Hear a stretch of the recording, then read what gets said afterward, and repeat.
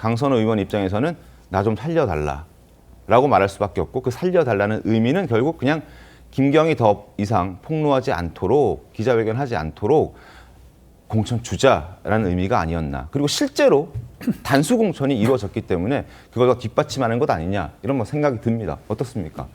네, 우선 금품 1억을 일단 받고 난 다음에 그리고 이거 어떡하죠라고 다급하게 이야기를 했고 네. 또 김병기 전 원내대표의 그 발언으로 좀 물어보건데 어쩌자고 이렇게 했냐라는 그런 얘기도 있었지만은 지금 김경시 의원이 화가 많이 났고 네. 뭔가 좀 다급하게 좀 재촉을 하는 그런 분위기가 있다라고 하는 것은 이 1억이라는 것의 용도가 어느 정도 확정이 되어 있었기 때문에 일명 어떻게 보면 이건 저희 추측입니다만 네. 약속이 깨어졌기 때문에 화가 났고 그래서 뭔가 폭로를 할 거라는 정도까지가 와야지만 그래야지 이렇게 다급하게 찾아가서 네. 김병기 원내대표에게 그 당시 간사에게 큰일 났다라고 조언을 청할 수가 있는 거고요. 그리고 또 하나 저는 또 이해가 안 가는 것이 이렇게 돈을 주고받는 관계가 사실 우리가 선거철 되면은 후원금을 많이 받지 않습니까? 네. 뭐 1인당 한도가 뭐 500만 원이다 이렇게 하는데 저 같은 경우도 선거를 나가봤지만은 그날 일과 마지막쯤에는 이 선거 캠프에서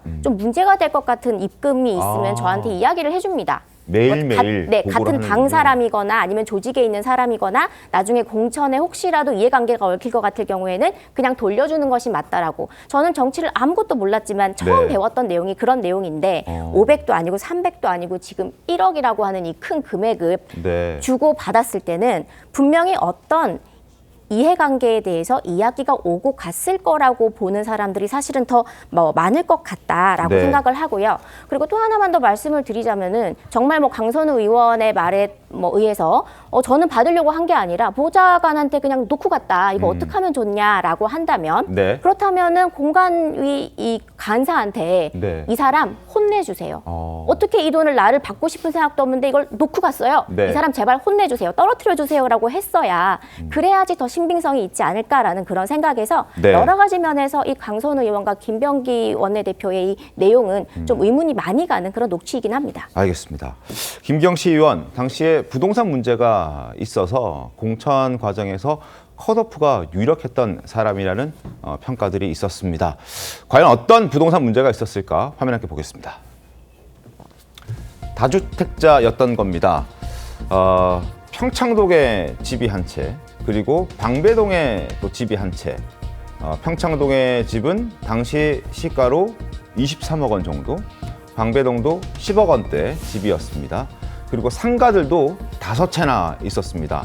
역삼동에 4채, 그리고 동대문구에 1채, 이렇게 상가 5채가 있었고 자신의 차량도 3대나 있었습니다. 벤츠, 레인지로버 이런 외제차를 포함해서 소렌토, 국산 차까지 3대가 있었고 당시에 62억 7천만 원의 자산을 갖고 있었고 실제 이제 공천받고 당선이 되었고 그 이후에는 10억 원의 재산이 또 늘어났다라는 말도 있습니다.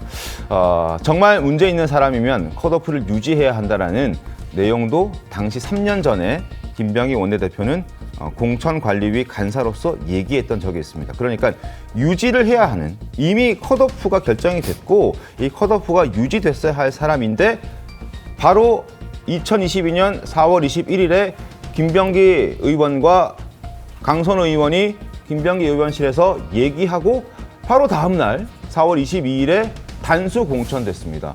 컷오프 대상자였던 사람이 단수 공천으로 바뀐 겁니다. 이 문제 심각하지 않습니까? 어떻게 보십니까? 그러니까 여러모로 우리가 원래 국회의원도 그렇지만 아주 예외적인 경우가 아니면 단수 공천을 잘 하지 않거든요. 네. 보통 이제 그 다른 이 당시에서도 다른 지역들은 뭐 2인 경선이나 3인 경선이 일반적이었고, 네. 근데 실은 이제 뭐 김경시 의원 말고 이 강선우 의원 지역구는 지금 대부분 다 단수 공천을 하긴 했더라고요. 근데 당시에 강선우 의원의 지금 김경시 의원이 후보로 단수 공천될 때도 경쟁자가 2명 더 있었다고 그렇죠. 예, 알려져 근데 있습니다. 공천됐던 사람들은 이제 다 그 김경시 의원 말고도 단수 공천하는 방식으로 했는데, 그러니까 강선우 의원 지역구에 한해서는. 네. 그런데 일반적으로는 전국을 통틀어서 원래 단수 공천은 흔한 방법이 아니거든요. 네. 너무 당연한 거기도 하지만. 네. 그런데 실은 지금 우리가 뭐 다 녹취록도 봤지만 돈을 받은 사실이 너무나 명백해 보이고, 그런데도 불구하고 바로 다음 날, 그리고 김병기 당시 간사가 동의하지 않았으면 할 수 없는 일이라고 봐야 되거든요. 네. 그런 점에서 이게 좀 잘 여러모로 좀 국민들이 보기에 도저히 납득이 안 가는 단수 공천한 것도 그렇고 실은 돈을 받은 것도 그렇고 돌려줬다고 말하는데 그냥 그러니까 이후에 뇌물죄 성립이 어떤지와 무관하게 실은 그 이렇게 상의할 정도면 돌려주는 게 상식적인 거로 봐야 되는 거거든요. 네. 법적인 뭐 논란은 나중에 다시 하더라도 그러나 결국은 지금까지도 돈을 돌려줬는지 여부는 최종적으로 확인되진 않았다고 봐야 되고 네. 현재까지는 강선우 의원의 주장이라고 봐야 되기 때문에 그런 점에서 국민들이 보기에 너무 납득이 안 가는 거기 때문에 네. 당사자들이 좀 해명할 것은 해명하고 그리고 어느 정도 수사가 좀 불가피한 면이 있지 않나 이런 생각이 좀 듭니다. 네. 공천을 약속받고 돈을 받은 것은 아니다라는 게 강선 의원의 입장이고 그 이후에 추가적인 입장은 아직까지 없습니다.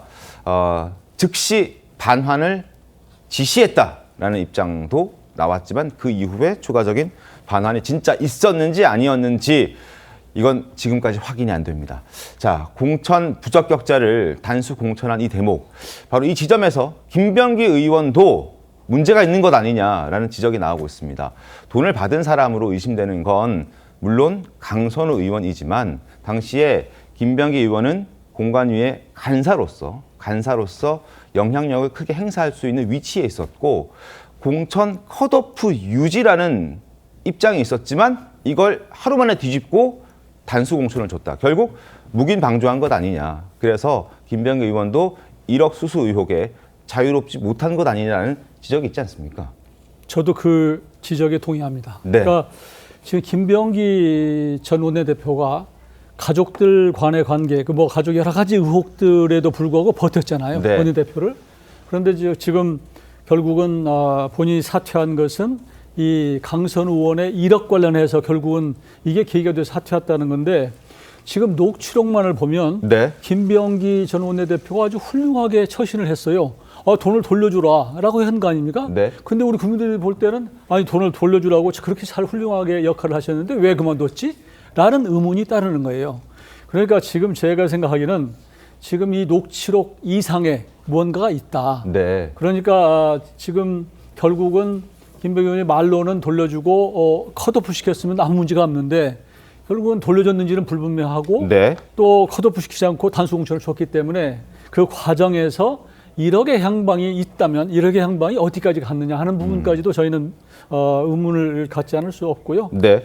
지금 우리 앵커께서 말씀하신 대로 김병기 당시 간사가 이 원칙을 깨고 갑자기 김병 후보를 단수 공천 준 그런 것들이 납득이 될 수 있도록 해야 되는 것이고 그런 것들이 앞으로 터질지 모른다는 그런 위기감 이런 것 때문에 결국은 원내대표를 전격적으로 사퇴하고 지금 당의 부담을 줄이기 위해서 그런 것이 아니냐 그런 사실은 뭐 합리적 추론도 해볼 수 있다 이렇게 말씀드립니다. 알겠습니다.